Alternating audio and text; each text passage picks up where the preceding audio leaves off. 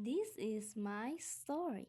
Life has never been easy. It's filled with uncertainties, and we never fully know what the future holds.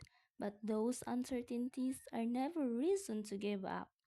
I'm Zika, your student Dara, and this is my journey. Guys, biko mo dira saging niluyang puto ko tsinta palit na mo. Mauni ang luto og tinda ni Sika. Og kining tiila basig asa maabot, mapaskwelahan man, mapakarsada, or along the roadside, basta na palit, adto ta. Every step, every cell, every shagit, bibi ko. Biko di ay guys. And every challenge remind me that success doesn't come overnight. It comes through hard work, commitment, faith, and patience.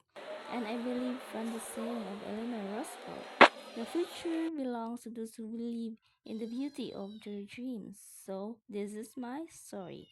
The struggle, the laughter, the shared memories, and the lessons that continue to shape who I am today.